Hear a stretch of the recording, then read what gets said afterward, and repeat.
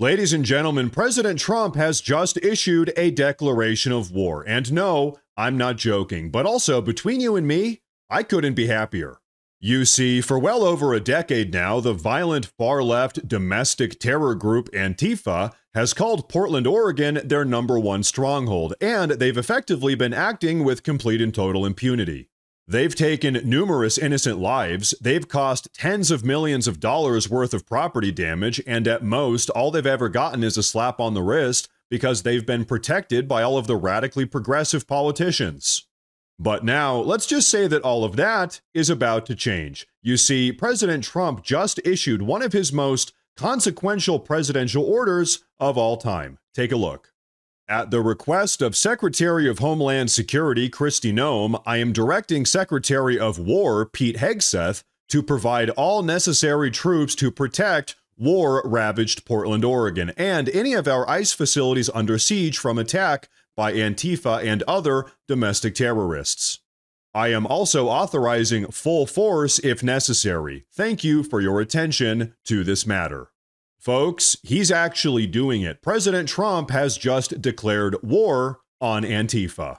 And not only is he sending in the troops, that's the United States military, by the way, but he's also authorized them to use full force. So in other words, the kitty gloves are coming off, and now he's decided to put an end to all of this far-left domestic terrorism once and for all by whatever means necessary. And the greatest thing about this is that none of the far-left radicals can do anything to stop him. He's already designated Antifa as a domestic terror organization, which means that now President Trump effectively has the green light to use the US military to shut them down. It also means that all of the radically progressive politicians that have been aiding and abetting these Antifa terrorists can finally be held accountable, in addition to all of the people that have been financially supporting Antifa. Pretty much, folks, the jig is up, and now all of these far-left domestic terrorist freaks, as well as all of their supporters, are about to come face-to-face with the firm hand of justice. But now, folks, Attorney General Pam Bondi gave some extra information here as to what's going to be happening next as we move forward with all of this. But before we take a look at that, I do want to say real quick that if you folks enjoy the daily news updates, please consider subscribing to the channel because it really does help a ton. But okay, take a look at this. As Pam Bondi just posted on Truth Social, I have witnessed the continued onslaught of violence perpetrated against ICE officers across our country. The Department of Justice will not stand idly by in the face of such lawlessness. At my direction, I am deploying DOJ agents to ICE facilities and wherever ICE comes under siege to safeguard federal agents, protect federal property, and immediately arrest all individuals engaged in any federal crime. Pursuant to President Trump's recent executive action, I am also instructing the Joint Terrorism Task Forces across the country to disrupt and investigate all entities and individuals engaged in acts of domestic terrorism, including the repeated acts of violence and obstruction against federal agents. The Department of Justice will seek the most serious available charges against all participants in these criminal mobs, including conspiracy offenses, assault offenses, civil disorder offenses, and terrorism offenses. So folks, pretty much the full force of President Trump's federal government is about to come crashing down on Antifa, and as it would seem, they're all going to be getting charged with a wide array of charges, including domestic terrorism. But you know what? Things just keep on getting better, because not only is Trump about to go scorched earth on Antifa, and not only did former corrupt FBI Director James Comey just get indicted, but also it seems like we're going to be getting a lot more indictments here in the near future. And so on that note, take a look at this. Whether you're a former FBI director, whether you're a former head of an intel community, whether you are a current state or local elected official, whether you're a billionaire funding organizations to try to keep Donald Trump out of office, everything is on the table. We will investigate you and we will end the weaponization. No longer will there be a two-tier system of justice. And we are working hand in hand, Director Patel and I, Todd Blanche, with our incredible intel community, Tulsi Gabbard, John Radcliffe, going nonstop around the clock. People will be held accountable. And so, folks, let's really break down what all of this means. I know it's easy to say that nothing ever happens and that we haven't seen enough arrests yet, but it's also important to remember that Trump has only been back in the White House for 9 months and that it does take time to build airtight legal cases.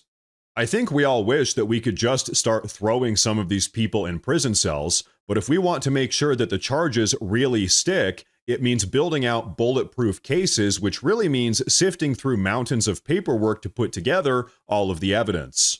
But you know what? On that note, take a look at this. Comey, Clapper, Brennan, Obama, Monaco, all conspired together, all worked together to try to sabotage, undermine, unravel the democratic institutions and structures of this country. The Russiagate hoax, the Russiagate conspiracy, and all of the assaults against our liberties that went with it, the pre-dawn raids, the handcuffing of innocent Americans, the espionage against President Trump's campaign and staff, the removal of his national security advisor, one fake indictment, one fake charge after another, the special counsel, all of it was a unrelenting attempt to overthrow the government the American people voted for. I cannot find words harsh enough to condemn the conduct of these conspirators, these insurrectionists. So, folks, that right there really confirms everything that we're talking about here. Remember how we were just talking about building out robust legal cases so that all of these anti-American traitors can actually be criminally punished and that the charges actually stick? Well, Stephen Miller just called Obama and all of his senior-ranking intelligence officials insurrectionists. And so what I'm getting at here is that Stephen Miller is not using that word insurrectionist by accident, and he's also not listing off all of those names, Obama and all of his deep state henchmen, by accident either. That word, insurrection, is a very clearly understood and very clearly defined term with constitutionally grounded implications. So I'm telling you folks, what's going on right this very moment is that the Trump administration is busy putting together a series of insurrection conspiracy cases to finally hold the far-left deep state accountable. Which means, ladies and gentlemen, this is where we currently stand. President Trump has just declared war on Antifa, and he's about to deploy the U.S. military to the streets of Portland, Oregon. At the same time, the Trump administration has taken aim at all of Antifa's financiers to finally cut off their funding. Then, on top of that, the federal indictments are already rolling out, as we've seen with James Comey, and behind the scenes, they're also piecing together a much larger insurrection case. And so, folks, I don't know about all of you, but hey, as far as I'm concerned, all of that is what it looks like to finally put America first.